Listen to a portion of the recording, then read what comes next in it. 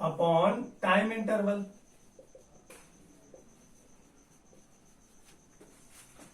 तो uniform velocity क्या होगी?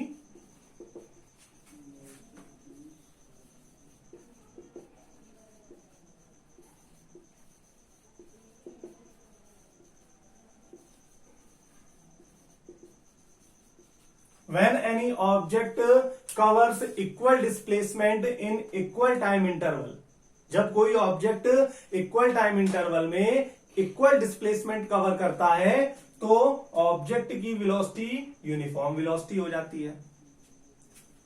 उसी तरह नॉन यूनिफॉर्म वेलोसिटी क्या होगी? When any object covers unequal displacement in equal time interval. भाई आपको यहां पर क्या करना है? When any object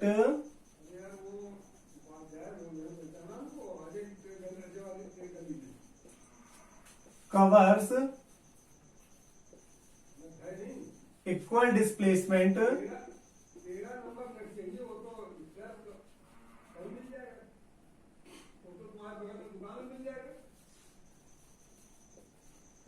equal time interval.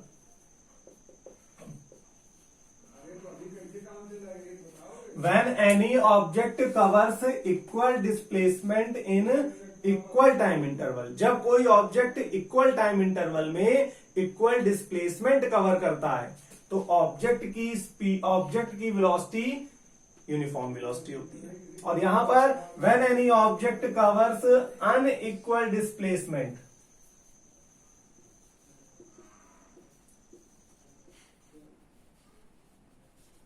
In equal time interval, और जब कोई ऑब्जेक्ट इक्वल टाइम इंटरवल में अनइक्वल डिस्टेंस कवर करता है तो उसकी वेलोसिटी क्या होगी? Non uniform velocity. अच्छा, आप डिस्प्लेसमेंट की जगह चेंज इन डिस्प्लेसमेंट भी ले सकते हैं, वो ज्यादा अप्रोप्रिएट होगा कि when any object covers equal change in displacement in equal time interval. आप क्या कर सकते हैं? इक्वल चेंज इन डिस्प्लेसमेंट, आप सिर्फ डिस्प्लेसमेंट की जगह चेंज इन डिस्प्लेसमेंट लिख दें, ज्यादा बेटर होगा।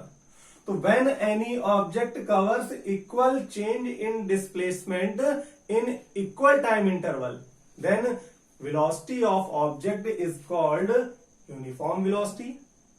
And when any object covers unequal changement in displacement in equal time interval, then velocity of object is called non-uniform velocity. अब एवरेज स्पीड क्या होता है? Total distance upon total time. तो average velocity क्या हो जाएगी? Total displacement upon total time. Object total time में जितने, जैसे हमने क्या बताया था कि अलग अलग टाइम इंटरवल में जितनी भी स्पीड थी अलग अलग टाइम इंटरवल में जितनी डिस्टेंस कवर की, पहले में 20, फिर 5, फिर 10, फिर 5, सबको ऐड किया था। उसी तरह हम यहां क्या करेंगे? डिस्प्लेसमेंट को ऐड कर देंगे तो टोटल डिस्प्लेसमेंट हो जाएगा। तो it is defined as the ratio of total displacement to total time interval. It is defined as the ratio of total displacement to total time interval. Okay. Average velocity is known as the ratio of total displacement to total time interval. और instantaneous velocity क्या होगी? When time interval is very small. When time interval, हमने बताया था कि जब time interval बहुत ही कम होता है तो किसी पर्टिकुलर टाइम पर स्पीड को इंस्टेंटेनियस स्पीड कहते हैं। उसी तरह when time interval is very small then in a particular time velocity of object is called instantaneous velocity. जब टाइम इंटरवल बहुत ही छोटे होते हैं, बहुत ही छोटे छोटे टाइम इंटरवल हम लेते हैं तो किसी भी पर्टिकुलर टाइम पर जो वेलोसिटी होती है उसे हम इंस्टेंटेनियस वेलोसिटी कहते हैं। इसका फॉर्मूला क्या होगा कि जैसे हमने बताया कि v इक्वल होता है delta s vector upon delta t। इसमें क्या आ जाता है, limit delta t tends to 0 delta s vector upon delta t। ये इसका फॉर्मूला होता है। इसको हम पढ़ते हैं limit delta t tends to 0। इस पार्ट को हम क्या पढ़ते हैं, ये लिमिट है, ये आपको फर्स्ट ईयर में पढ़ाई जाएगी।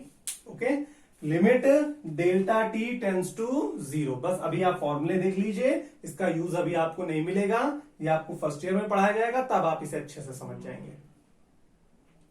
तो इंस्टेंटेनियस वेलोसिटी होती है limit delta t tends to 0 delta s vector upon delta t। I hope आपको ये दोनों टॉपिक बहुत अच्छे से क्लियरली समझ में आ गए होंगे। नेक्स्ट हम आगे अगले वीडियो में